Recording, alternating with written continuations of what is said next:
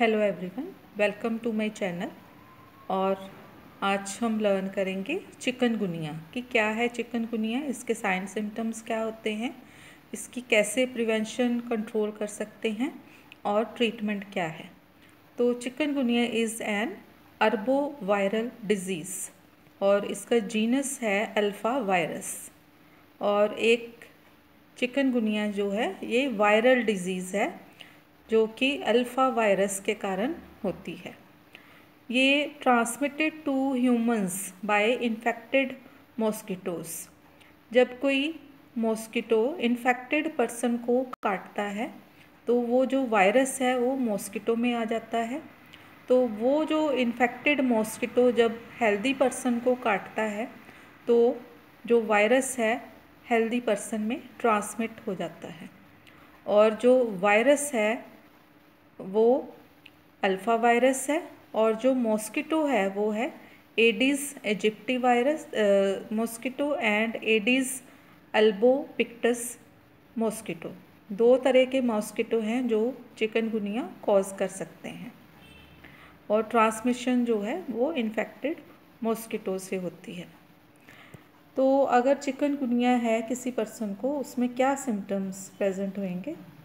तो ये फर्स्ट है हेडेक होएगी बहुत ज़्यादा, फीवर हो जाता है, हाई फीवर होता है पेशेंट को, चिल्स, बहुत ज़्यादा ठंड लगती है, शिवरिंग होती है, बैक पेन, जो बैक है उसमें बैक एक होती है जब बैक पेन होती है, नोज़िया होता है, वॉमिटिंग हो सकती है, जो जॉइंट्स हैं उनमें भी पेन होती है और स्किन रैशेस भी हो सकते हैं। तो these are the symptoms of chikungunya. Prevention कैसे कर सकते हैं या कंट्रोल कैसे कर सकते हैं, इससे कैसे बचा जा सकता है, या मॉस्किटो बाइट से हम कैसे बच सकते हैं? तो मॉस्किटो बाइट से बचने के लिए फर्स्ट जो स्टेप है वो है एलिमिनेट स्टेगनेंट वाटर। मतलब जहाँ कहीं भी खड़ा पानी है, पानी चाहे वो थोड़ा सा भी पानी खड़ा है, उसको एलिमिनेट करना बहुत ज़रूरी है। कई बार घर के आसपास जहाँ टूटे हुए बर्तन हैं, जहाँ टायर है, जहाँ गमले हैं, जहाँ कूलर है, जहाँ कुछ भी पॉट्स वगैरह पड़े हैं, जहाँ बाउल्स पड़े हैं, तो घर के बाहर कोई गड्ढा है तो उसमें क्या होता है, पानी खड़ा हो जाता है। तो सबसे पहले वो पानी जो है उसको हमने रिमूव करना है।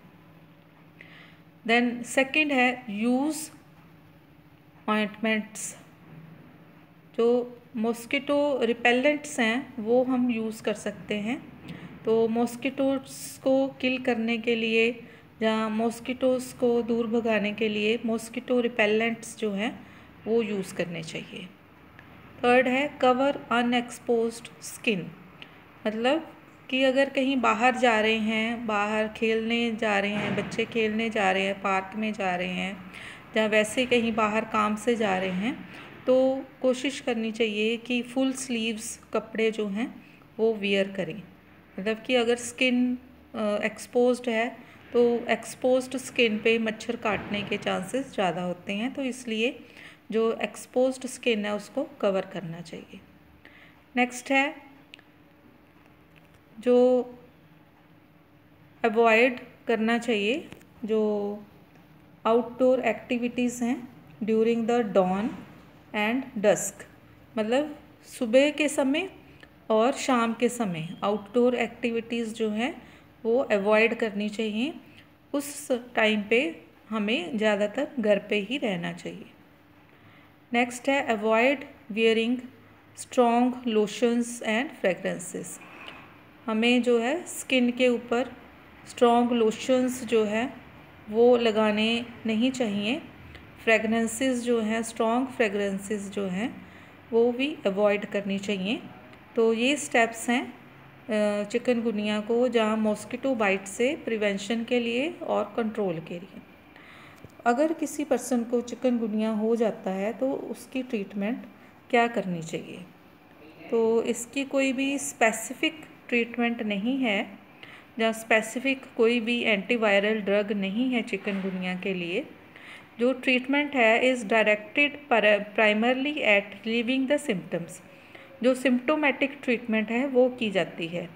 अगर जॉइंट पेन है, जहाँ बैक पेन है, जहाँ हेडेक है, तो उसके लिए एनाल्जेसिक्स दिए जाते हैं पेशेंट को। और अगर फीवर है तो फीवर के लिए एंटीपायरेटिक क्रोसिन या पैरासीटामोल दे सकते हैं। और फ्लूइड्स ज़्यादा मात्रा में देने हैं, तो फ्लूइड्स किसी भी फॉर्म में हो सकते हैं।